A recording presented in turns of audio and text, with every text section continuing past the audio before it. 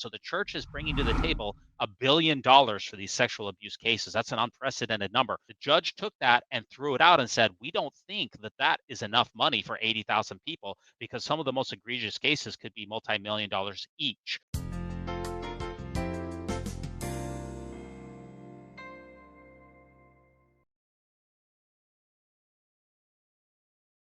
Hey, what's up, guys? X Morgan with My Spiritual Life, and today I'm really excited to be covering with D-Vase the top 10 most interesting Mormon-related news from 2022. I'm really excited. D-Vase put this list together, and I'm really excited to go over it with all of you.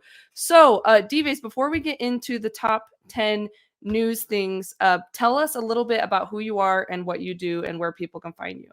Well, it's great to be on your channel here, My Spiritual Life. Been a big fan of it. Just listened to your interview on Mormon discussions as well with Jared as well. Very interesting stuff. I run, you just came onto my program here just a short time ago. Myself and Al, we run a Mormon News Radio, a Mormon News Roundup channel. It's a podcast. You can find us on Apple. You can find us on Spotify, and we ruminate every week on the Great and Spacious Beehive, as we call it. And it was great to have you on the program. It was really good. I also run a channel on YouTube called Mormon Movie Reviews, and I have about 70 reviews on there of mostly older LDS officially produced church videos or LDS affiliated videos. So I've got a couple of channels, and I guess I'm very interested in the church and Mormonism. I like talking about it.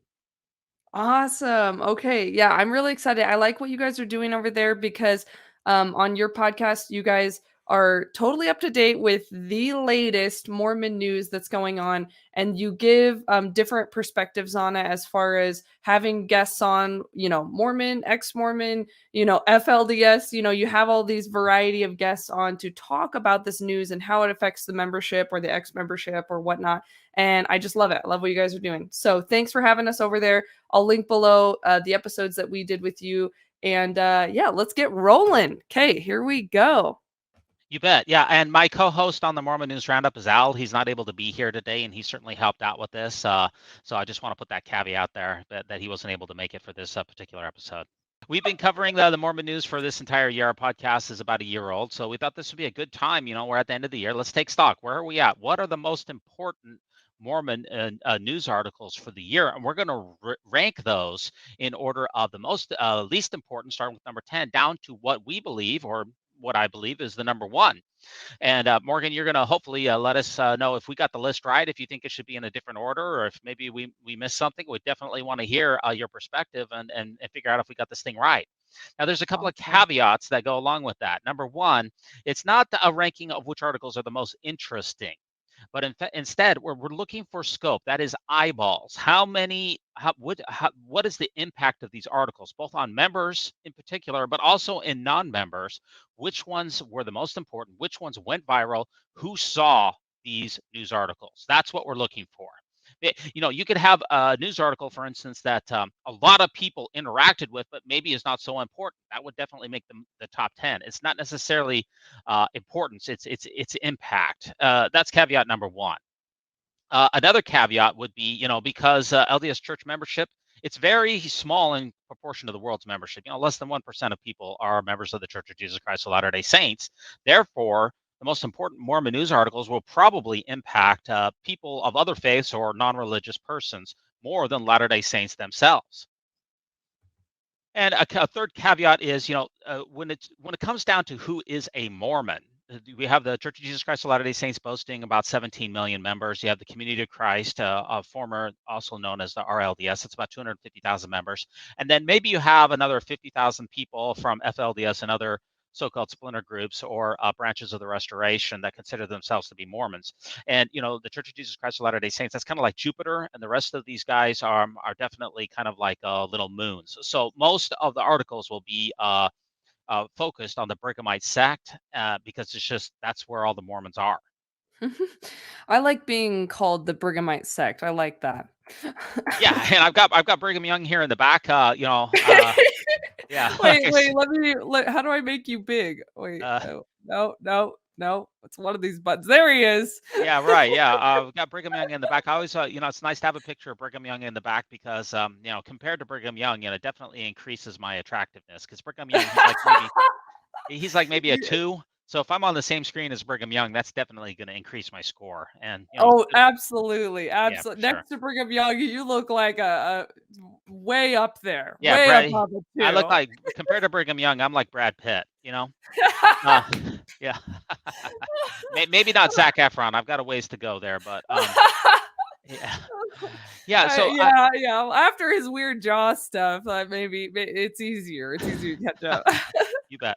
Now, Anyway. I was wondering if this list could be done in an objective manner, because I subscribe to Google Alerts every single day. I get the top 10 LDS news articles into my inbox and also the top 10 Mormon news items into my inbox. And I guess I could go back through the entire year and do a keyword search and actually do a quantificate, do it in a quantitative way, a really objective way. And I could figure out which news articles were actually covered the most, but that doesn't necessarily make them the most important. So there's obviously going to be a subjective portion to any top 10 list. I don't think Yeah. it can be done in an objective way. Yeah, no, AI, isn't quite there yet. Right. Yeah. So yeah, is there any other caveats or any questions before we start jumping into the articles? Well, this sounds great. I just want to say that I'm grateful you put this together. I think it's extremely fascinating, because I've overviewed the information a little bit, and there was stuff that I didn't know about that was on your top 10 list, and I was like, how did like that was big enough a deal that like I should have known about it kind of thing. So I was excited to see, and yeah, I'm excited. So thanks for coming on here, and thanks to you and Al for putting this all together.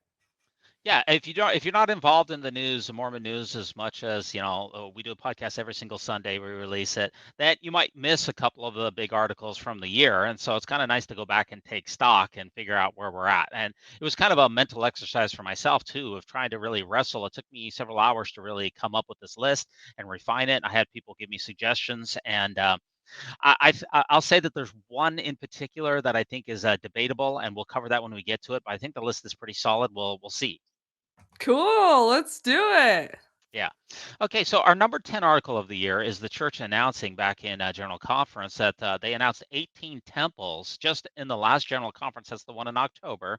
Uh, and that brings the total announced or dedicated temples to 300, a nice even number of 300 total temples in the world. And if you look about that, there's about 170 operating temples currently, and that's 130 that are announced. So almost 50% of the temples that are out there are not open and not operating. And that's an unprecedented level of And non-operational temples. do you have any inkling of why that is? Is it related at all to like pandemic stuff or?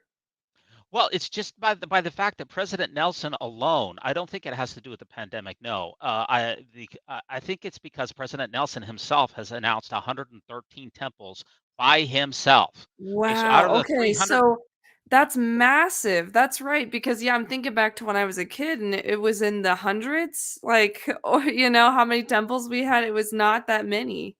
right? So it takes about 3 to 4 years from a time that a temple is announced until it's open. And President Nelson started his administration in 2018 to 2019, really started in 2019.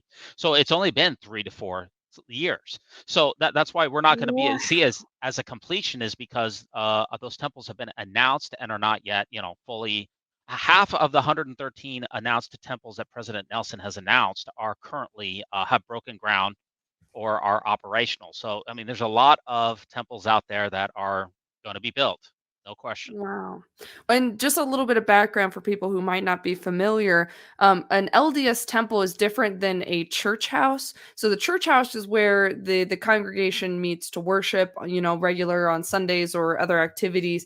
But a temple is different. It's a much more expensive building, and the idea is that at the temple is where all of what we call the sacred ordinances take place, and that's things like marriage, baptism for the dead, you might be familiar with, from Mormon theology. Things like that take place in these temples. And the idea is that a marriage isn't for forever. A marriage is just for this life if you don't get married in the temple. So it's a big deal for the membership to have these temples available to them, because otherwise they worry that if they get married that they won't be with their partner in the next life, in the afterlife. Um, so building these temples though is extremely expensive, and it requires a lot of members to help run it. Depending on how often it's running. So yeah, just a little bit of background there. Okay, cool. So let's get back into the article here. Yeah, so there's 15,000 LDS chapels in the entire world, and there's only Yeah. 300 temples. So you can see the difference. There's 31,000 congregations, 15,000 actual meeting houses, and only 300 temples. So you can see the proportion. And you talked about the expense of these temples that are being built. You know, the Widow's Mite report, which is the gold standard for reporting on church finances, estimates that an average temple costs $1,100 per square foot to construct. And the average temple is approximately, I don't know, about 50,000 square feet. So if you do the math, and an average temple would run about $50 million for a normal sized Wow. temple. Obviously, Wow. the mini temples, the Guam temple is the smallest temple, only 6,000 square feet. That would be like a $7 million building. So you have from $7 million, which is the cheapest, to the Salt Lake Temple, which would be probably a $200 million building. Wow. I wonder how I would have felt about that as an active LDS member, still knowing how much of like my tithing money was going to building this extravagant building. I wonder if that would have kind of made me feel um a little bit icky inside, to just realize how much money is going into that, and not like, because I think I was always under the assumption that my money was going to, build church houses so people could worship, but also help poor people and things like that. When yeah, I don't know. I think it would have upset my stomach a little bit. But then I would have been like, well, the Lord deserves the best. So I guess we gotta, fork out the cash for it.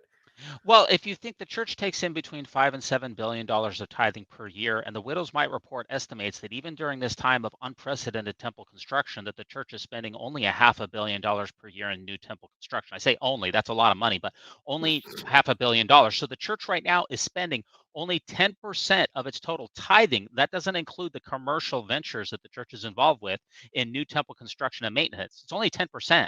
So it's really not that much. So So most of what your you're tithing. saying is that they can afford it. Absolutely. No question about it. In Well, fact, just because you can afford something, that doesn't answer the ethical dilemma around it of like whether you should spend money up. But I see what you're saying, and that's important to keep in context, like that is such a small portion of their annual revenue. yeah. That is so fascinating. Right. And Elder Worthland, the area president in Utah, speculated. He said that in a recent conference just a few months ago. He said, will the church get to 1,000 temples in our lifetime? It's definitely possible. So, I have area authorities who are talking about maybe that the goal is really 1,000. And to get to 1,000 temples, would that be expensive? Sure. That would take a double of the amount of money that the church is currently building on temples, but that would still only rise to 20% of the church's total tithing. So, can we get to 1,000 in our lifetime? For sure. The church has the money. It's not going to even be a stress. It's no big deal. Damn, that's crazy. Okay, all right, back to the article. Do I need to skip ahead? Yeah, if you, we can, I can talk about more about it, but I could talk all day about it. But yeah, I No, think that's good. That's good. it's important because when I was a kid growing up, we would get one or two announced temples, a general conference, maybe three if you were lucky. Now we're seeing double digits, and that's a big story. It is big. It really is. I think it was good that you had it on the list. Yeah, our number nine story for the year is really a dual story that's Canada and Australia both had LDS tithing scandals that have taken place during the year. So the Canadian tithing, this was reported by what was called the Fifth Estate, which is basically the 60 Minutes investigative news organization in Canada. And they did an analysis of the church's finances in Canada. And Canada and Australia and also Great Britain are among the countries that require 100%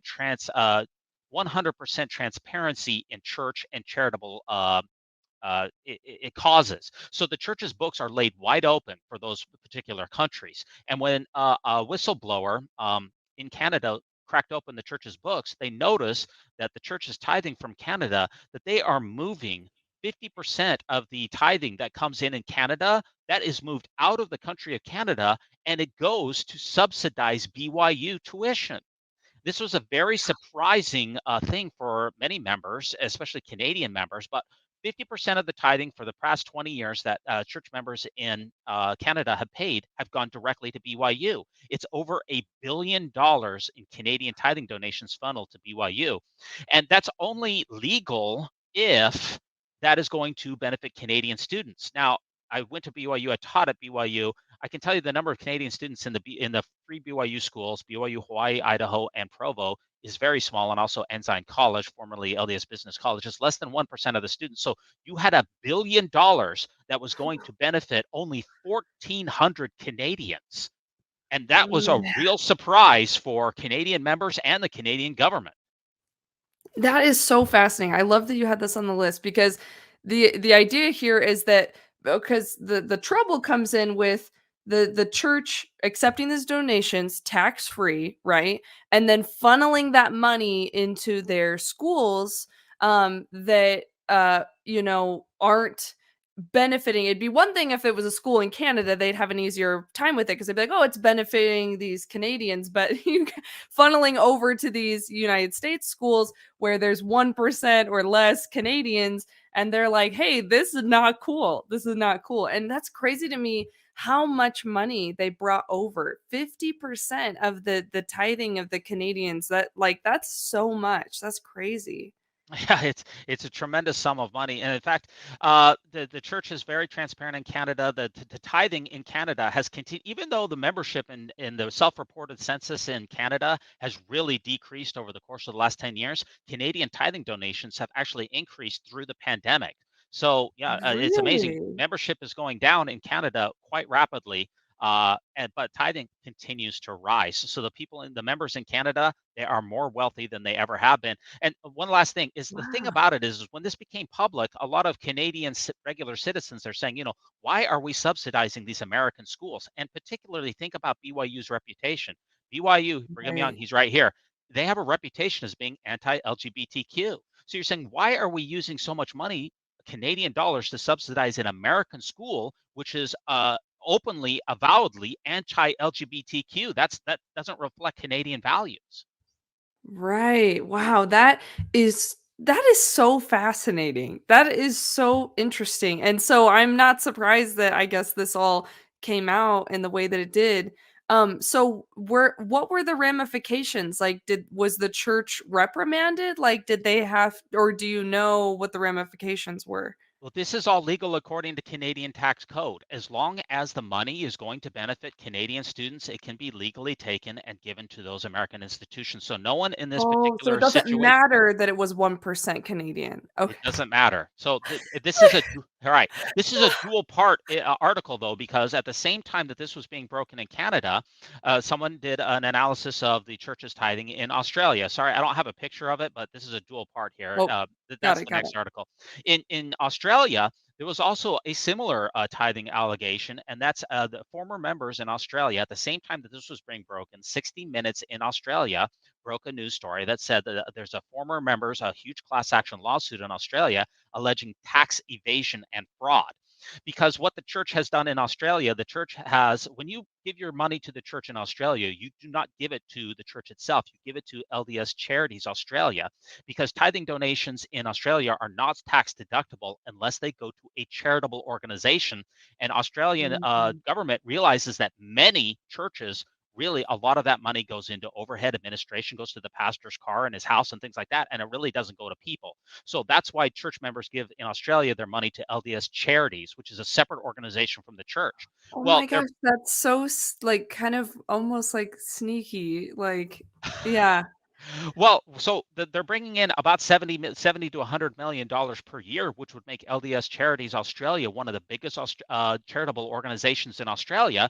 And the members are saying, well, and other people in the government are saying, well, we're not seeing soup kitchens, we don't see hospitals, we don't see orphanages, we don't see schools, we see a few bishop storehouses, but we're not seeing $70 million worth of outlay from this huge organization, which has no paid Right. staff. It's only a few volunteered staff. You have an organization that has a $70 million budget with no full-time employees, only a few part-time employees, and they're saying we're not seeing these charitable we're not seeing the outlay, which means that the church would not be qualifying for the tax deductions in Australia. So this is the difference. In Wow. Canada, it's totally legal. In Australia, if what the church is not, if the church kids just can't funnel the money to Salt Lake City and maintain its tax exempt status in Australia. That's why there's a class action lawsuit, and there's a lot of evidence showing that the government is looking into the church finances in Australia very carefully.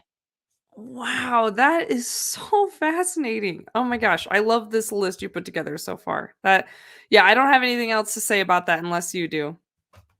No, I mean the members in Australia were giving the money to LDS Charities, and it was under the pretext of saying that this is a charitable organization that is not just going Right. to be sending money back to Salt Lake City. See, Australia is a very secular society, unlike the United States, and that's why they are very strict on this tithing stuff. I would not be surprised if you would see more. We're going to see a follow up in Australia without question. I don't know if we'll see something in Canada, but that's something that we're going to keep our eye on, is because that's a big story. So. Damn, that is so interesting. Yeah, I can see how the church was trying to make sure that they were getting, full access to the funds. And so, yeah, you guys over here pay your tithing to this thing, not to Right. and I understand why they were doing it, but yeah, it does I I also understand why Australia is like, "Hey, where's all this money going? What are you guys doing?" Right. Like, There's one last thing, is that there's only a few tens of thousands of Australian members. I want to say it's something like 50,000 members, and they're paying 75 million in tithing. That's an extraordinary sum, and people are also questioning that sum. What they're alleging in the lawsuit is that the church is taking money from Salt Lake City, putting it into LDS Charities Australia, claiming that it is members' donation in order to get tax exemptions from the Utah side, and then also to the Australian side. And then when it comes back to the Utah side, getting more tax deductions. So the church is really working the system here in what a lot of people are saying is a very questionable way. I really feel like, the LDS church needs to, like, teach business classes, like, because they are top-notch businessmen, like, Yeah. they really know what they're doing when it comes to their investments and, tax stuff and everything, like, it's kinda wild. Absolutely. Just one other thing on this, the church also has a couple of parts of the Ensign Peak. The Ensign Peak is broken into basically 13 different companies. Two of those companies do venture capitalism, meaning that the church uses money invested in the company, and if and buys stocks in that company, and if those stocks do well, then the church will sell those stocks as a profit. Well, the church invested in this last year into a big organization in Israel, pumped in like $30 million. Well, that company did really, really well and ended up becoming valued at 4 billion. Then when the church sold the stock, it made hundreds of millions of dollars because it was a big partner in it.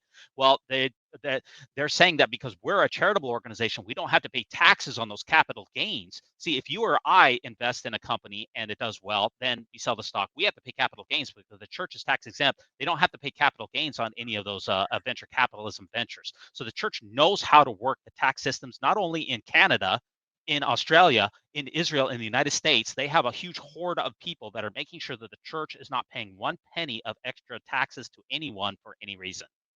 God, that is so fascinating. That is just crazy. Okay, alright, next up, let's see. Oh, yep, that's it. Now, Morgan, do you ever remember Mormon Leaks? It was a kind of like a WikiLeaks, but for Mormons. Yes, yes. Yeah, so Mormon Leaks was, I think it was founded back in 2012. Mormon Leaks eventually turned into the Truth and Transparency Organization, which has since basically gone out of business. But on their final report of the Truth and Transparency Organization, they did an analysis of all public databases for real estate holdings in the United States. And it turns out, Morgan, that the LDS Church, it has the most valuable private real estate portfolio in the United States. They were able to find and confirm at least Seriously? $20 billion worth of holdings, but it is extremely likely that the church's holdings are much much more significant because this was only the publicly available databases. In fact, if you look at the Widow's Mite report, it is very, very solid that the church probably has more like $100 billion in total real estate from the 4 BYU campuses, from all of those chapels, from the temples, from the commercial real estate holdings that the church has. They own a number of ranches in Florida and in Nebraska, huge hunting preserves, and lots of hotels, hospitality. The church has probably somewhere around $100 billion in total real estate holdings. They're without question the largest private holder and one of the largest real estate holders really in the entire world. That blows my mind. Like, I can't believe that. I can't believe that they own so much that they're up there in the top, you know. Wow. I they really need to teach business class. They really know what they're doing. Sure. How did this happen? How did it get to this point where they could be so high up here? Because it's not just the tithing money, right? They were smart with it, right? Yeah. I recently was in Palmyra just about 2 weeks ago. Actually, I did a church history tour out there, and I was in the log cabin. That was the original Joseph Smith family before they built the frame house, and that's where Joseph said that Moroni came and visited him in 1823 every single year for 5 years in a row. And you're just sitting in this tiny cabin and thinking to myself, it started with this absolutely minuscule cabin, which is maybe worth, if it wasn't Joseph Smith's home, like $50,000 tops. And now the church has 100 billion. How did we get from point A to point B? Really, one of the biggest secrets to the church's accumulation of wealth, there's a couple of secrets. Number one, they're tax exempt. All of these properties, they don't have to pay any property taxes on them. That really helps you with the wealth accumulation. Number two, the church is extremely shrewd. They have sharp elbows and they use all the tax deductions that they can possibly use. Number three, they hire excellent contractors and build these properties at a very discounted rate. And number four, they also have the LDS philanthropies, which is part of the church, one official part of the church. And the philanthropies program really encourages members that when they die, they pass on their estates, their farms, their homes, their businesses, their apartments, whatever that they have to the church, not to their Wow. offspring. And there's a huge number of members. It's a surprising amount, especially some very wealthy members that have lost vast sums to the church through the LDS philanthropies program. Oh my gosh. I love that you just could lay that all out for us. I wasn't expecting that you had all these cool answers to that question. I thought we were going to theorize and sit here and wow, you just nailed it. That I think that makes a lot of sense and I it's just interesting. Wasn't it Woodrow Wildriff that was one of the prophets that said something along the lines of like we have to accept tithing money to keep the church running until, hopefully one day we don't need it anymore. That was Joseph F. Smith. He said that That's what in 19 he said that in, I believe, 1907. I believe it was in 1907 where he said that see this, if you back that up, the church was in extreme financial difficulties in the late 1890s thanks to in part to polygamy, and the church was really almost in financial ruin when Lorenzo Snow, if you remember the Windows of Heaven movie where he has the supposed revelation that says we're going to start enforcing tithing, that's when the church really ramped up the tithing and said we're going to start enforcing tithing, making it a requirement for ordained office and also temple admittance, which wasn't before that time.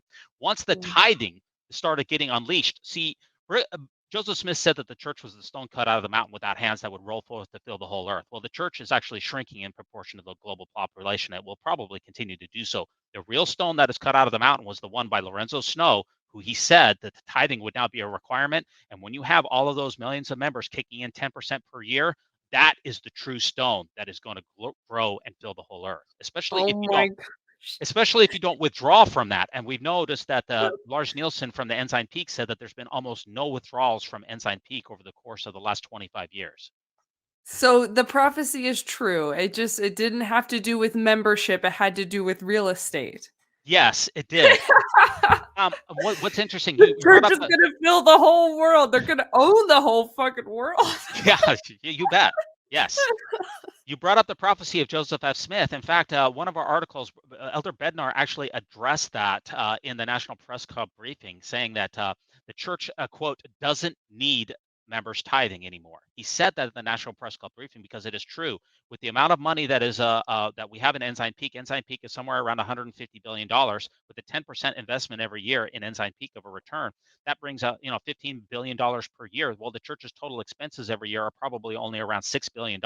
So we don't need tithing at all ever again, and the church would continue to function in perpetuity and still grow. So no, we don't need tithing, and Elder Bednar admitted that in a very important article, which we're going to cover later.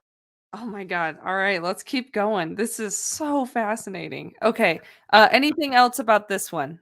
No, actually, that is our next article. Is Oh, Elder? perfect. Yeah, Perfect. I mean, Right yeah. on point. Okay, tell us an overview of this one. Yeah, this is the most important Mormon talk of the entire year. Elder Bednar gave a number of fascinating glimpses into his mind and also the entire philosophy of the church. This was at the National Press Club back in May. He responds to questions about church finances. He spent about an hour and a half. And this is very important, Morgan, is that he spent several minutes taking questions from what he later referred to as the snarky or hostile media. This is the only time that a senior church leader of the Quorum of the 15 or the presiding bishopric took questions, real questions from the media the entire year. There were huge, valuable takeaways, including the one that I just talked about tithing. This is Yes. the single most important Mormon talk of the year. And in 10 or 12 years, Morgan, this man is going to be the head of the church, most likely, because all of the people in front of him are in their late 80s, early 90s. And he's Yeah. probably going to be the Yeah. president of the church. So this gives a glimpse into the mind of the future prophet, and it was a really, really important talk. Oh, this is so interesting. I was shocked to hear in the article I was reading just some of the questions that he was willing to answer because I feel like it maybe, and you'll correct me, in the early 2000s they kind of learned their lesson. They were like, don't talk to the media, like we just shoot ourselves in the foot every time we do it. And so it was shocking to me that he was addressing these questions like directly.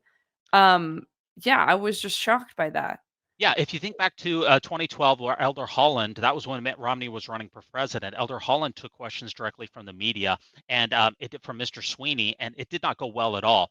This is the only time that a senior church member has taken questions, all the way back until 2021, when Dallin H. Oaks was taking questions at the University of Virginia, and there was also quite a bit of controversy for that as well. See, what we got from this takeaways is we got basically admitted that the Ensign Peak is around $100 billion. He didn't flat out and say it, but he didn't deny it. He talked about he talked about blacks in the priesthood. He talked about women in the priesthood. He talked about gays. He talked about Ensign Peak. He talked about humanitarian stuff. There's just so many valuable takeaways from this that is really the must see talk. If you only watch one Mormon talk of the year, this is the one that I would recommend.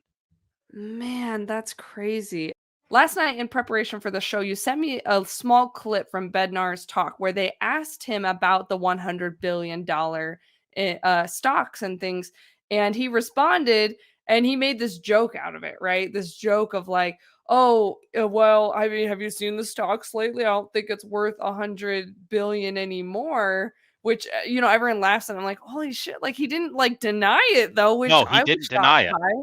But Right. but also that clip you sent me showed that it was dubbed over because it sounds like he said 100 million, but then it got dubbed over and changed to 100 billion. And that, like, who did that? Why? How did that happen?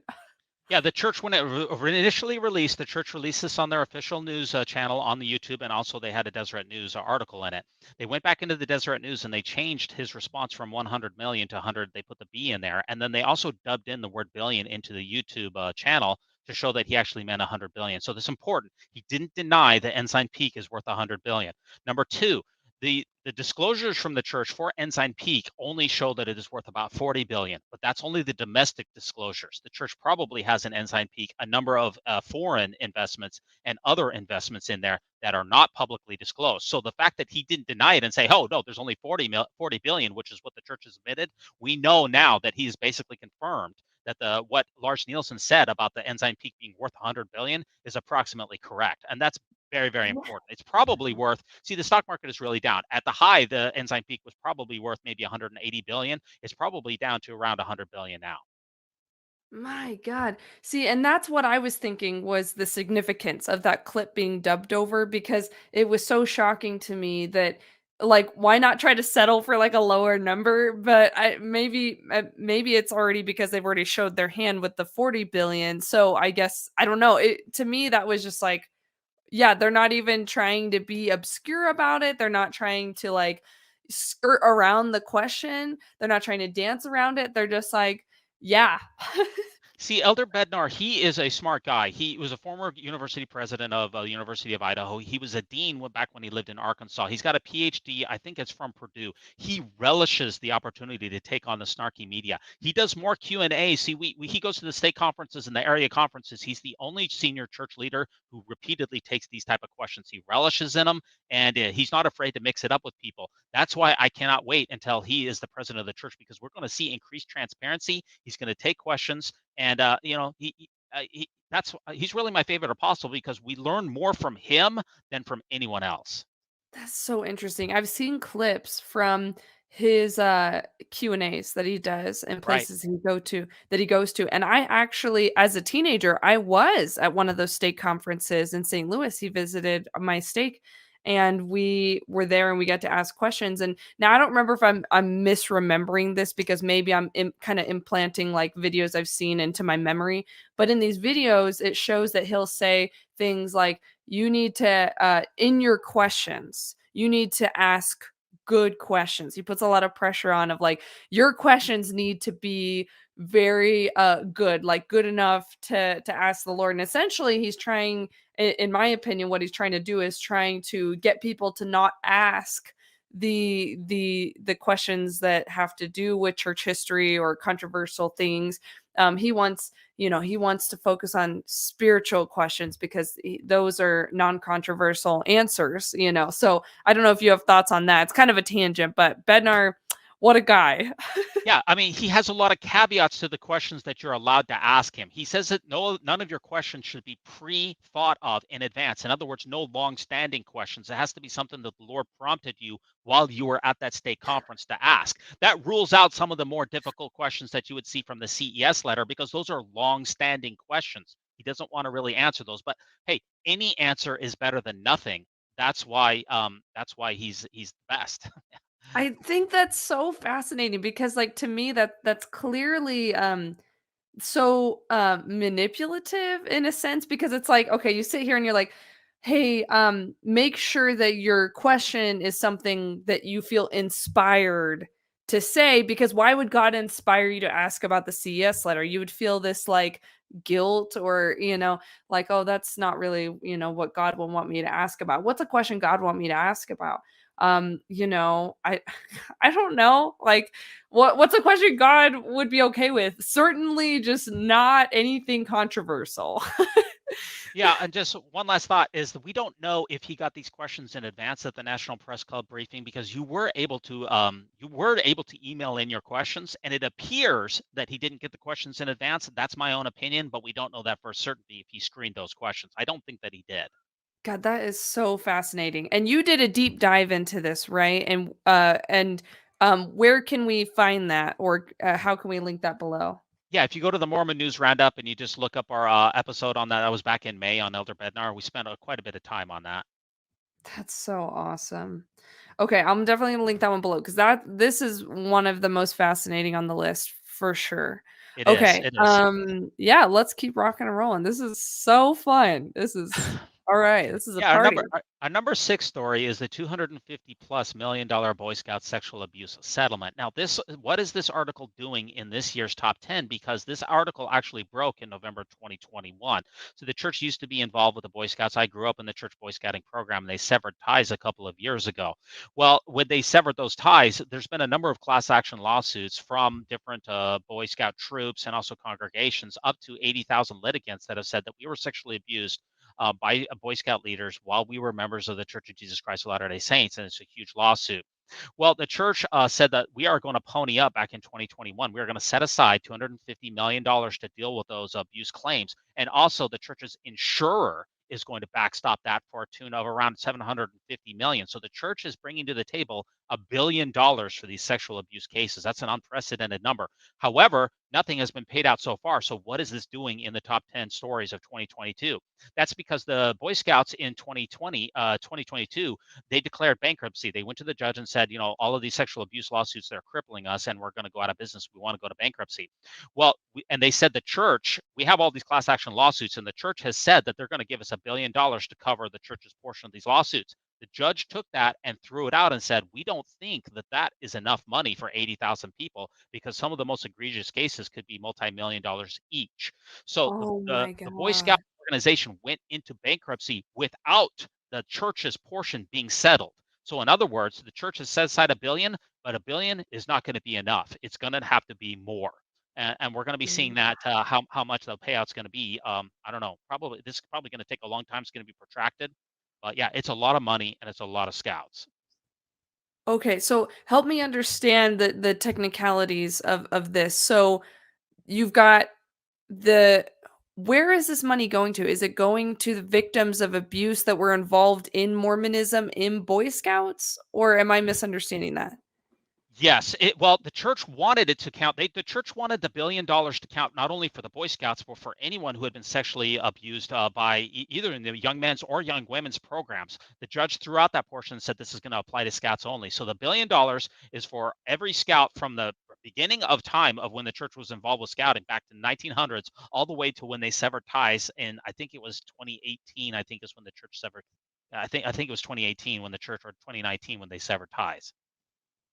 Okay, and I'm trying to understand because how in my mind, like, how is it that they have to necessarily take responsibility for this when the Boy Scouts thing is like it's a whole separate program? Because the church was sponsoring those troops. In the Okay, congregations at the okay. chapel level, the church was the one who it was Mormon leaders who were doing the abusing. This is in LDS chapels. So something like 20, Right. I can't remember the exact number, but a high percentage of the total Boy Scout congregations were LDS affiliated. So we're talking about a high number of LDS leaders who were involved with the sexual abuse.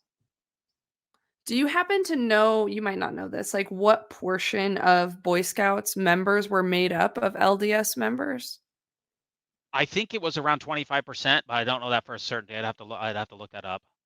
Yeah, okay, just really interesting. Okay, so what do we see coming next with that? Like, what is going to happen? Like, how are they gonna decide how much to settle on, or does the church just keep having to pour out more money the more victims that come forward? I don't know the exact answer to what we will see next. What we're probably going to see next is this is going to be in protracted litigation, could be for a number of years. This is a lot of money. So, they're Right. going to have, the judge is going to have to decide on each individual case what was the level of severity. And it wouldn't be surprised if you think back to like the spotlight with the Catholic Church, some of the most severe cases were millions of dollars. You could be awarded, I don't know, $3 or $5 million for the most horrific abuse cases.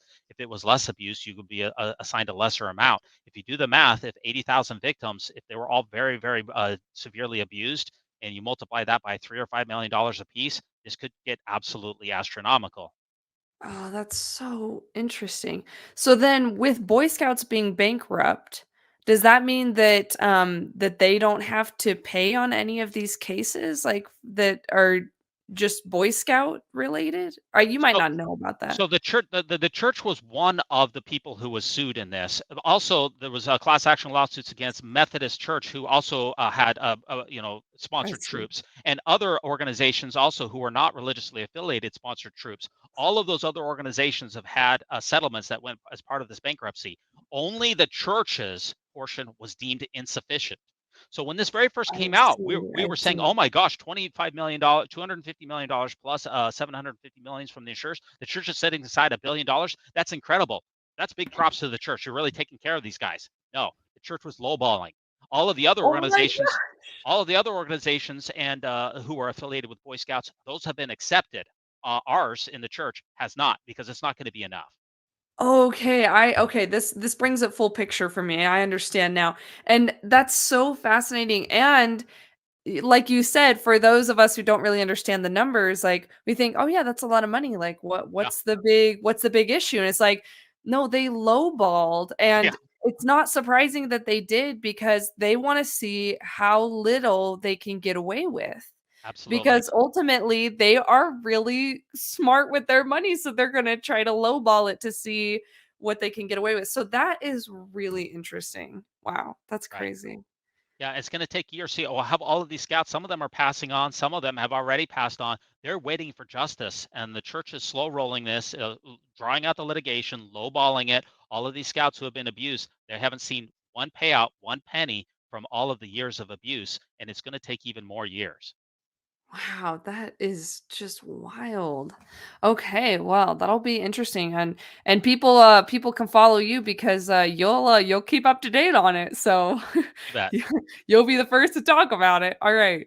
Cool. All right. Next. Here we go. So our five story of the year is long last photo of Mormon founder Joseph Smith emerges. Joseph Smith was born in 1805. That's before there was photography that was available, and he died in 1844. And there was no truly authenticated photo of the founder of the religion maybe until now. You see the photo on it's called a daguerreotype, which is basically a precursor to a modern day photograph, and it was found in a descendant's locket. Now, at long last, basically, millions shall know Brother Joseph again. This is truly hashtag a voice from the dust. And there is a high confidence in the legitimacy of the photo on the right. Now, this came to us from the provenance on this particular locket is very, very good. It was from Joseph Smith's personal descendants, and it was not known until now. And this came from the RLDS tradition, also now known as the Community of Christ. And this is the only article in the top 10 that does not come from the Brighamite branch. But this is just really exciting news. There's the one on the left there is as a portrait or a painting that he sat for. You can see the similarities in between the two. It's just very exciting to be able to actually look Joseph Smith in the eye and see, I don't know, what kind of a man he really was.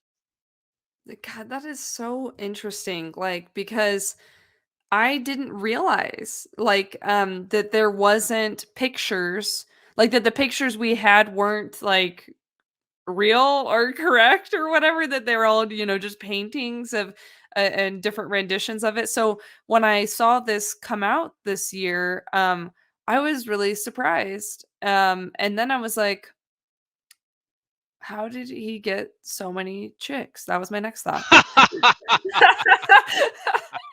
Oh boy. Oh, like, you're looking pretty handsome over there next to Brigham Young, but you're looking like handsome Squidward next to Joseph Smith. That's a SpongeBob reference for people who Yeah, I don't know. know. Yeah, I do know that one. Yeah. That is wild. That is really big news. So I think that's really cool that you guys had that one on the list also. Yeah, I Wow, mean, that's there have wild. been other photographs and other daguerreotypes of Joseph Smith and paintings as well, but they have not been 100% authenticated. They have been very questionable. This one, the authentication on it seems very, very strong. Now, the church, if you remember back to the Mark Hoffman scandal, which is where Mark Hoffman passed off a number of hundreds of thousands of Oh dollars worth yeah, of documents to the church has learned from that experience, and they haven't rushed out and accepted this because they've had their hand burned on the stove so many times that they're yeah, that waiting. that was they learned their lesson real hard there. Yeah. Yeah, I This mean, Mark Hoffman, like what he did was wrong, but man, he was brilliant. It was incredible, and what gusto to think that you could fool like such a massive organization and then to successfully do it. Like, what in the hell? That's wild, absolutely wild. Okay, all right. Anything else about this? No, no, I don't think anything else about this is, it's a powerful. See, the great thing about that article is that it's just easy to understand. The Boy Scout settlement abuse, it's very technical. A photo of someone, that's just real easy that anyone can engage with. It literally takes 5 seconds to look at a photo. That's why it was able to go viral so easily. Yes, yeah, that makes sense. That makes sense. Okay, cool. All right, let's do it. Now, our next article here is number 4, and this is inside the Latter-day Saints Washington, D.C. temple. So the Washington, D.C. temple was shut down for 4 years for renovations. It was originally built in 1974, and it was the first big temple after Nauvoo burned to the ground that was built on the East Coast, not counting Kirtland, which the church does not own. And why is this such a big story? 4 years of renovations to bring this back to life. First of all, this is the first time that Russell M. Nelson left Utah since 2019. He came out to dedicate this. In fact, all 3 members of the first presidency came out to dedicate this temple. That has not happened since the Italy temple back in 2019. That means that the church is placing a high priority on this temple. Now, were numerous high-profile tours of this temple, not just by regular old missionaries. It was by apostles, Elder Cook, Elder Bednar, the Relief Society president. A number of other high officials came out And they stayed at this temple for weeks, giving high-profile tours to ambassadors, to presidents of countries. Remember the embassy row is out here in Washington D.C. This is a very Okay. high-profile temple. The temple open house for the Washington D.C. Temple set many records. The largest individual day, which is where 25,000 people went through the temple that day, which is, by the way, the day that I went through, and something like a 500,000 people went through this temple. It unprecedented, never happened before. This is a really big temple. And this is what the most important thing is here, Morgan, is this is the only story out of the top 10 that actually went international. It's because of the visibility of this Oh. temple. This was covered in China. It was covered in Israel. It was covered across the sea. This was the church's most important temple, probably more important than Salt Lake City. Wow. So how did that happen? Like why cuz if you ask any Mormon what the most important temple is, they're going to say Salt Lake City, right? Just like so why this one? See, Was it just because of the size or the location or what was it? it's because of the location. The amount of press that is out here in Washington, D.C., I don't think that people out there in Utah really understand. Utah is a very quaint and regional place. There's only a couple of million people who live in Utah. There's a lot of people that live in Washington, D.C., and they drive past this temple every single day. The amount of media news coverage out here is huge, and they just to be able to drive 15 minutes away and cover this is easy. Flying out to Salt Lake City is hard. That's why this was covered repeatedly. This open house was for Mm. months and months at a time with super high profile guests that are being brought through.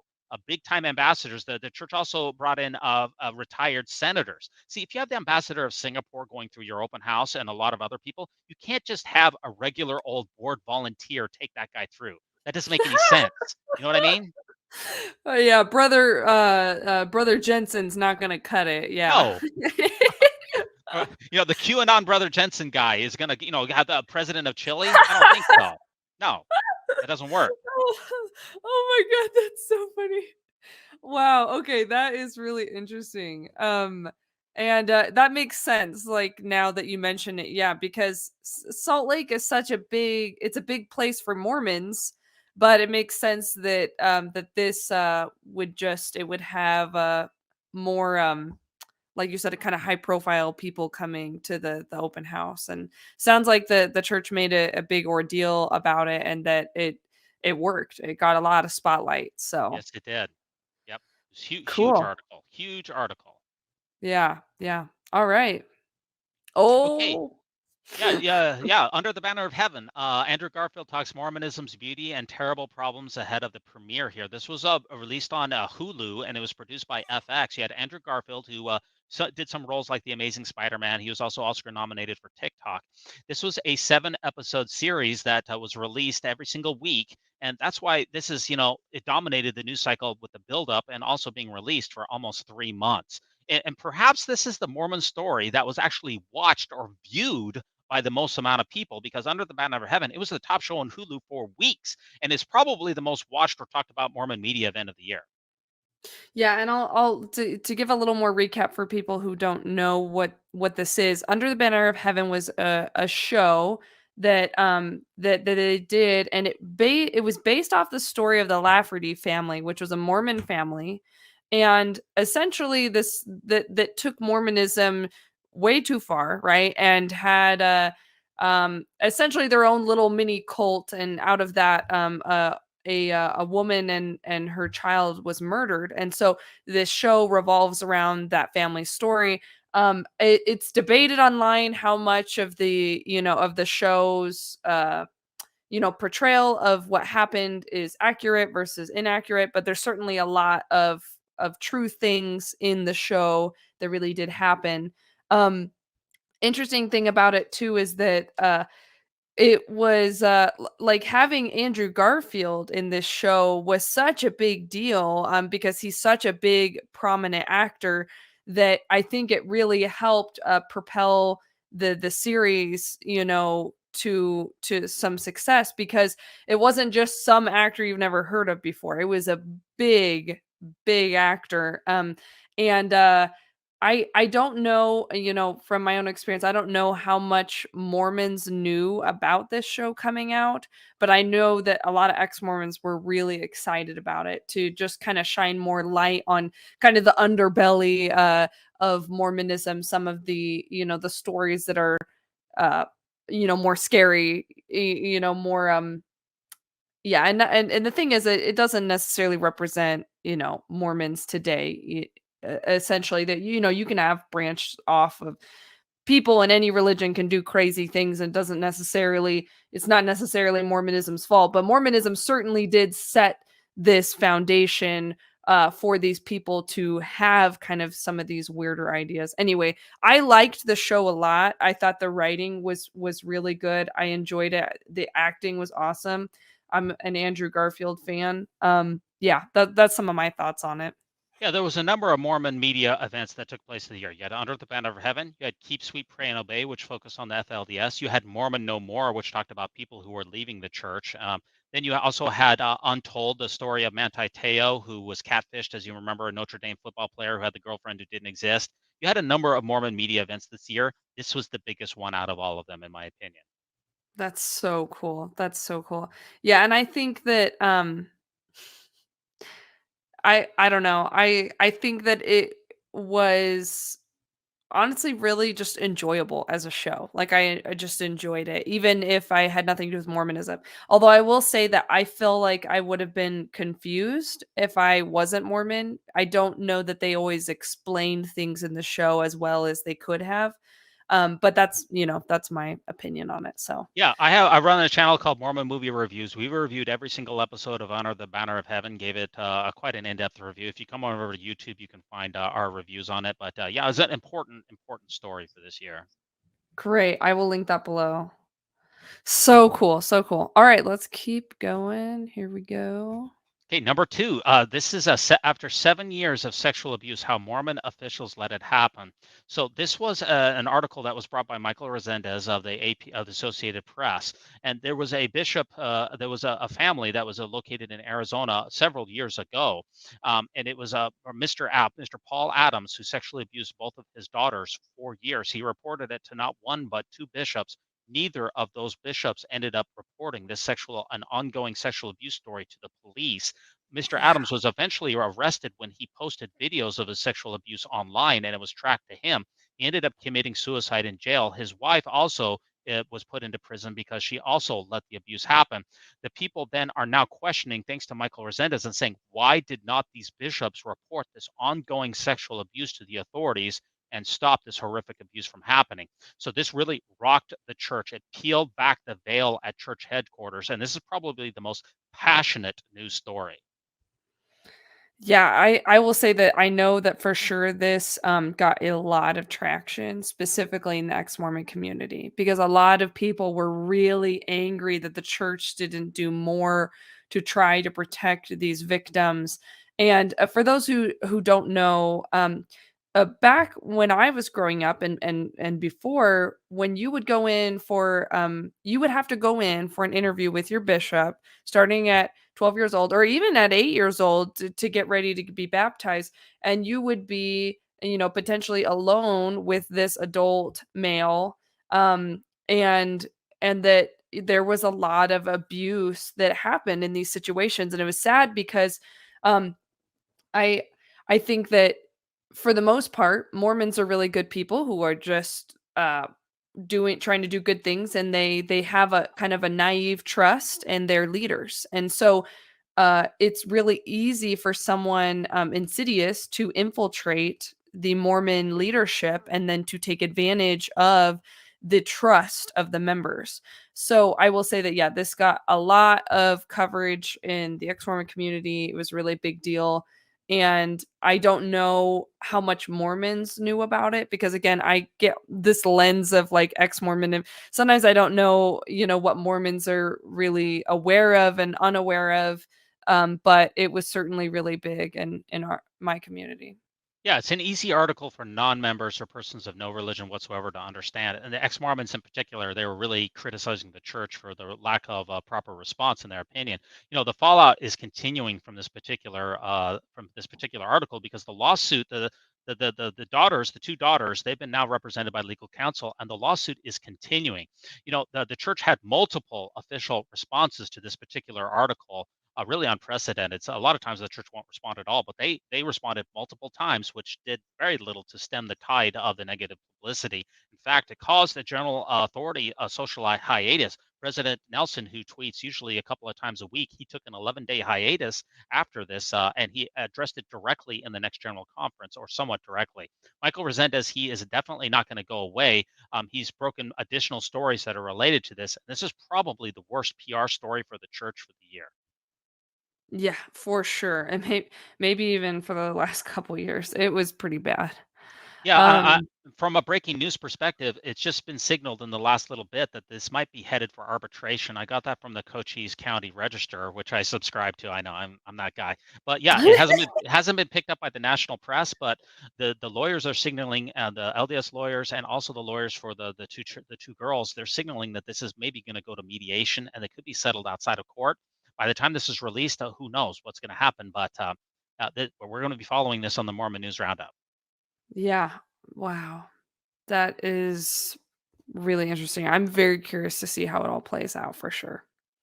All right, moving on. Okay, here Our we go. number one story of the year. This is the Church of Jesus Christ of Latter-day Saints supporting the Respect for Marriage Act. This is really Mhm. unprecedented, explosive, unbelievable, confusing, calculated. So this law just went in.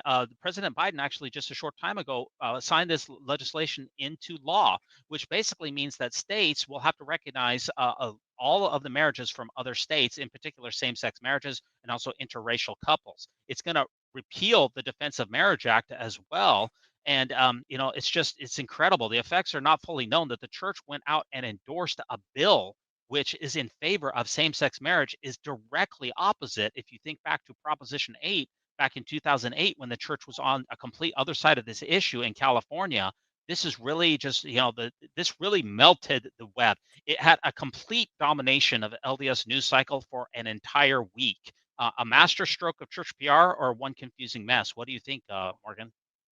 You know, I wonder about it because I feel like in situations like this in the past, the Mormon church used to stay silent because that was kind of the smarter move sometimes. And I think that that came because okay, after Prop 8 and then the 2015 everything kind of hitting the fan with coming out with like the bishop's handbook and all the stuff about homosexuality and everything. I think that they got so much backlash in 2015 over people leaving because of LGBT concerns. Um, I wonder if this was them trying to kind of like get, I don't know, almost like make up for that. Like, okay, maybe like if we, get on top of this, like people will get in good graces again. To me, it seemed kind of pandering. It seemed inconsistent with doctrine for sure.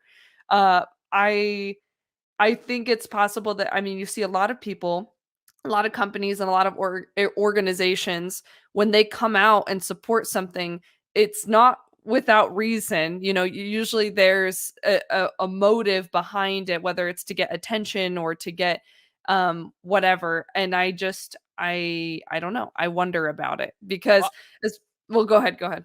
Yeah, I think that my personal feelings is that the motive behind it is that what I didn't cover is that this bill also gives significant carve outs for religious organizations to perform marriages in the way that they see fit, meaning that they're able to discriminate against LGBTQ persons, saying that we are not going to be bishops will not be forced to marry either in a chapel setting gay members, or at BYU, we will be able to continue to discriminate against the LGBTQ community at church sponsored schools. So, what the church really wants is the ability to do marriages in the way that they see fit. And because that this bill gives generous carve out for religious organizations, that's something that the church really wants. And so it's kind of like it's a big compromise. It kind of reminds me of the 2015 Utah Compromise, which was somewhat similar, which says that in the public sphere, LGBTQ persons should not be discriminated against, either in employment, in housing, or in I see. I or see. in marriages. So in the public sphere, LGBTQ persons, we want them to have rights. In the private sphere, we want to be able to discriminate against them. And that's what this bill really codifies. Okay, I think that makes sense. And I think that that is important because previously it sounds like okay, so you have this bill that's saying okay, you can't discriminate based on, gender identity or sexuality or whatever. And then the church is like, okay, what does that mean for them? Are they not allowed to, say no to these members and whatever to these, to homosexual marriages in the temple and things like that. I know that a lot of Mormons were worried about that legally, about that becoming an issue where the government would say like we're, would threaten, tax exempt status or something, some kind of leverage against the church saying you have to perform, Right. you know, homosexual marriages. And that's not what we want. We don't want a country where we're forced to, for all of our religions to crumble under, whatever is the common consensus of what is right. That's not what we want. We want religious freedom, for everybody. So I think that ultimately this was a good thing. I'm very shocked to see that the church even came out in support of it because of them being so directly opposed and putting so much money into the Proposition 8 stuff from before. So it to me like it was weird, but I don't know. I guess I get it, but also they could have just stayed silent, I don't know, and not gotten all this controversy. I have a lot of Mormon friends that were really upset about them coming out in support of the bill, and I understand, why. So, it's really interesting. Right. And what's important here is that the headlines here said Mormon Church is in favor of gay marriage. That is absolutely not my takeaway from this article. The Mormon Church is Right, in right. favor of a gay marriage bill, which has significant carve-outs which allow for LGBTQ discrimination. That's the difference. The first sentence of the statement from the church says the church's position on marriage is well known and will not change. Their doctrine hasn't changed. They've waved the white flag and said, we surrender on the culture war. Just please give us this little carve out. That's the reason that they endorsed the bill, not because that they are champions or changed their mind or that there's been a revelation about LGBTQ persons. That is so interesting. I read a comment online in response to okay, so one person was commenting about this, and it was like a member saying why are we in support of this bill that is, affirming, gay marriage and solidifying like that. And another person responded and was like, this is our fault. Like we're the ones that let the world go to crap basically. And that's why and I was just like, what is this reaction? Like this is so strange. Like the mental gymnastics around it all. And yeah, I mean, I feel like the steel man argument would just be, well, it's important that, temples, we can practice marriage how we want to in there, but that wasn't the reaction. It was like, we are just evil and it's our fault that the world is evil. And I was just like, oh God, like this is just strange. It's a strange thing. The reactions to it are strange.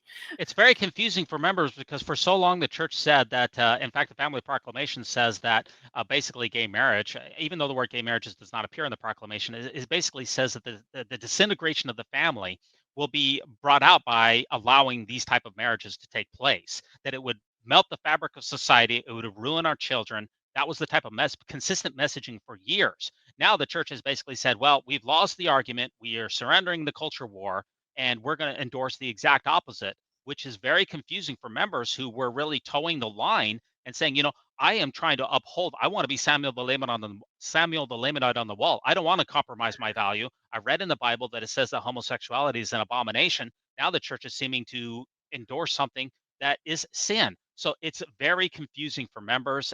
It's just a big muddled mess.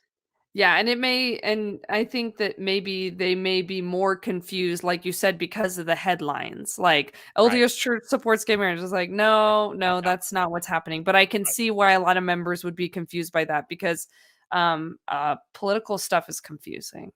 Yeah, it is. I get confused by it, so I get it. So that yeah, yeah. What really needs to happen is senior leaders of the church. This should have come from the top down, not from a press release. Russell M. Nelson should have held his own press coverage and said, "This is what is important. The Lord has revealed to me that this bill is the way forward." Taking questions on it, answered the questions, and actually led. Releasing a press club, releasing a press statement, that's not leadership. Yeah, I think they've realized the danger in saying the Lord has revealed to me blah blah blah. They try to be real careful with what they follow up the Lord has revealed to me with because they've got shot in the foot so many times in the past from, prophets and things saying things that, contradict each other, So yeah, that's very fascinating. Okay, cool. That's the Should top we 10. do Now, we do have a couple of runner-ups here, Morgan, for you, yeah, because runners up. it Let's do it. now we can only spend 2 minutes on each of these. We've got a couple of runner-ups here. This is the church was IT Rapid department was fire. ransacked. The data was stolen by state sponsored cyber thieves. My own personal data was hacked during this particular attack. I got an email that says your data has been compromised. This was just a couple of months ago here, and it's just wow. I thought that the Lord would protect his church, but apparently those Russian or North Korean thieves, they were able to get through. Oh my gosh, that's crazy. I love the tagline, "Don't get your underwear in a twist." Yeah, that's people like to have that kind of stuff there, but God, that's all I can say funny. is I hope whoever it is that hacked this, we don't know which state sponsored. It could have been Iran, it could have been North Korea, it could have been Russia. Whoever it was, I hope that they found the lost 116 pages of the Book of Mormon. That's all I. That's what I'm Oh hoping my for. gosh, that's hilarious. They really should have said, "Don't get your garments in a twist." That's what they should have said. Mm. Okay, All that's right, number next. one. Number two, and I could definitely see the argument that this could be higher, but David Archuleta, who has signaled for many years that he's having difficulties with his faith, he has officially come out as queer, and he says he's felt liberated. He's stepping back from the church, and he's probably one of the most famous or prominent Mormons around. And this is a big news article. Yeah, for those who don't know who David Archuleta is, he's a singer, very popular. He became popular after going on American Idol years and years ago. And yeah, he's really struggled with his faith for a while because of identifying as gay. And it's crazy if you check out his Instagram, he's talked in the past just heartbreaking just how like he's tried dating women and how it didn't feel right to him and how it was really hard and he just wanted a partner to have in life but didn't understand why the Mormon stance was the way that it was. Anyway, so it was a whole thing, him finally just saying like, "You know what? I don't want to be part of this anymore." That's massive because I imagine a lot of Mormons were really upset because if I were a Mormon and viewing this, I'd be like, "Oh my God, like Satan drug him away." He was, finally broke him down and very, very interesting. Right. We could spend a lot more time on that. That arguably could be in the top 10. I didn't put it in just because it's one person, but definitely is an important article. Our number third runner up here is J.K. Rowling. She mocked Joseph Smith and the gold plates on Twitter, and Latter-day Saints responding. So she was mocking Joseph Smith on Twitter, and she's probably the most famous celebrity who waded into the world of Mormonism. She kind of recanted a little bit and kind of a little bit apologized, but yeah, she stuck her finger right into the church's eye. Wow. Okay, what was it that she said? I don't So think I can okay, read so it. what It's what too happened small. is people talk about J.K. Rowling being transphobic, and she said that her supposed transphobic statements are like Joseph Smith's gold plates. They're unverifiable, and nobody has ever seen them. Meaning Oh, that she's that's never funny. she's saying I've never been transphobic, and in the same way as Joseph Smith saying that he had a gold plates, there's no proof of that. That's what she That's said. funny. Okay, I can Okay. read the comment now. It says, "Like when Joseph Smith found the gold plates and nobody else was allowed to look at them." Oh my god, Well, that's it's funny. so somebody is accusing you of being transphobic, and your first response is to channel Joseph Smith's gold plates. It was a real real head scratcher. That was quite a leap, and especially it's not like she has anything to do with No, Mormonism, so that's just strange, very strange. and Okay. we have the 3 witnesses and the 8 witnesses. It's not like nobody saw them. Anyway, the church did respond to her. We could spend more time on that. We don't have it. So our number 4, our last runner-up here. This is the most important talk that President Nelson gave of the year. This was his young adult devotional back in May of 2022. This gave a real insight into the mind of President Nelson. He was really relaxed in this. He was kind of laid back. He was cracking jokes. He was really revealed a more personal part of himself. He released what he said were the three most important labels that a person can have of themselves. If you only watch one address by a Mormon leader besides David Bednar, I would recommend this one because it was a really important address. Okay, cool, cool. All right, Okay, next honorable honorable mentions. mentions. Here we Uh, go. you know this one, right? Why don't you take us through this one? What happened? Yeah, so this was a really big deal in the ex-Mormon community. So Brad Wilcox, there was a video that kind of went around of kind of his little spiel that he would give when he would go and speak. So Brad Wilcox, popular Mormon guy, popular speaker within Mormonism, speaks at conferences or youth conferences, things like that. Anyway, he one of his speeches that he gives when he goes to these conferences went viral online in the ex-Mormon community because of certain controversial issues that he brought up in his speech. Things like one of the things people were really upset about was, okay, instead of being upset about black people not getting the priesthood until 19 whatever year it was, why don't we ask a different question? Why don't we ask, why didn't anyone else get the gospel until 1830 or essentially? And people were really upset at the way that I think a lot of people felt he was dismissive of such a serious issue. So that, among other things he said in that kind of speech that he generally gives, people were very critical of. I think he also talked about women, and oh, that's right, women getting the priesthood. Because I remember, why can't women get the priesthood? Well, maybe we should be asking why men need it. Just trying to flip these questions on their head, and a lot of people just found it very, very offensive, and so it was circling in the ex-Mormon community a lot this year. Yeah, one of the most interesting articles, but it did not have a wide scope. That's why it's just an honorable mention. Our second Perfect. honorable mention is Joseph Smith statue that was built in India. So this was unveiled at India's World Peace Dome, and this is a 15-foot. Oh, maybe you can pull up an image of it if you just do a Google search. It's a 15-foot high, tall, gold-plated Joseph Smith statue, which was put into the World Peace Dome there in India. And people, the memes on this, they just write themselves. It's just really the juxtaposition of a golden Joseph Smith is just really, really remarkable, especially for Joseph, who was dogged by treasure digging allegations his entire life. And also, he had the Kirtland banking scandal, which bankrupted a high number of people. And then at the end of his death, Nauvoo was in a great amount of financial strain and difficulty. There he is on the right hand side. And the church sent an emissary here. Elder Christofferson came to the dedicate or basically came to support this particular statue. And there he is with a prayer sign, Elder Christofferson and his wife, underneath Joseph Smith. And it's just like, what? Oh my god. Someone sent me this in meme form, and I thought it was, Yeah. like, totally fabricated. I thought it was just, like, complete fabrication.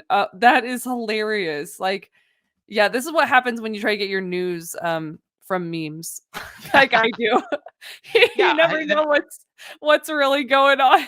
This is a peace statue. What did Joseph Smith do for world peace again? That's what I'm wondering. I mean, even Martin Luther King is not in this place, but Joseph Smith. Think about the Book of Mormon. It's filled with bloodshed and horror. I Oh I my I don't think that an god. objective person could really say that Joseph Smith was a man of peace. I don't. Just kind of reminds me of President Obama, who won the Nobel Peace Prize 9 months after he took office, and I just left myself scratching my head and saying, how did he get the Nobel Prize? Joseph Smith, a peaceful emissary? Not too sure about that. Wow, that is so funny. Yeah, and you think back to, like, there's a lot of bloodshed in Mormon history too. So it's like, I don't know where this came from. Probably just all the money they're donating now, I guess. Yeah, remember, it wasn't built by the church, but the church did send an apostle for its unveiling. So yes, it wasn't built by tithing money. That's I just want to clarify that Well, for I you. mean, like, maybe that's why they decided Joseph Smith was such a great guy because, Mormons have so much money now. But yeah, I don't know. That's strange. Yeah, That's it's very strange. head scratcher. We'll put it that way. Now, our final honorable mention of the year here, if you go to the next slide, is you know what? 5,000 subscribers. I think that that's an honorable mention in my opinion. Oh, yeah, well, I wish it was higher up on the list, but I agree that it should be on the list, so there you Okay. go. Makes sense. Now, do you That's have any hilarious. predictions? Do you have any predictions, Morgan, for Mormon? That's on our final slide. Do you have any predictions for the most important? Can you put on your prophesy hat here? Any predictions? My prediction is that Morgan is going to sign a major book deal that Jared will co-author, and millions will be blessed. That's my prediction. Oh my gosh. Let's see. And you figure out the secret of life, the meaning of the universe, and where lint comes from. Yeah, Wow, that's even bigger than my thing, which was already a really big deal. Oh my gosh, that's hilarious. I did not see that ahead of time, even though you yeah. sent me the slides. I snuck Oh that my in there on gosh. you. Well, I definitely yeah, high hopes for a book deal. Let's make it happen and let me know once you know for sure what the meaning is. I'll be excited to know myself because I've been slightly curious the meaning of life and universe and everything, Certainly on my top, interested list, right up there with like what shocking thing Bednar is going to say next. So Yeah, the secret to life, the meaning of the universe, and the hardest of those three is finding out where lint comes from. I'll I'll work on that. I'll work on and, that for and you. why half our socks are missing, right? it's up there. Well, Only did we? God knows, right? You, If you if bet. God Now, is real, only he knows what's going on with that. did I get the top 10 list right? Was it in the correct order? Did I leave anything off? What are your final thoughts on this episode here? I reviewed the list last night and I was super impressed with it. I mean, there were things on there that I hadn't known about, but everything that I did know about was on the list. And I was very happy with that because I don't really stay up to date on Mormon news. So if I know about something, it probably is a really big deal. So you had everything on there that I would have thought of. I was excited that you had like the Brad Wilcox stuff on there just because that was massive in the ex-Mormon community, even though I doubt it really ruffled any feathers in the Mormon community at all. They probably didn't know about it. Um, Yeah. and I don't know, super fascinated with Bednar responding to all that stuff in that speech, and then all of the lawsuit stuff. Super fascinating. I love that you came and talked with me with this. I love that you shared this list with everybody. This is really interesting. There's a lot of ramifications involved with a lot of these issues. And so I'm going to direct people to go check out your channel to dive a little bit deeper into what the ramifications of each of these, news stories really is, because there's a lot to be said about all of these issues. So thank you so much for your time.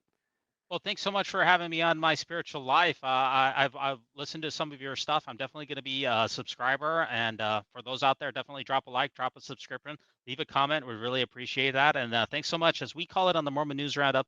Thanks so much for ruminating with me on the great and spacious beehive. And remember, no unhallowed hand can stop your channel from progressing. All right. Thanks to everyone who watched this, and I'll see you guys in the next video. Bye. Bye bye. So long.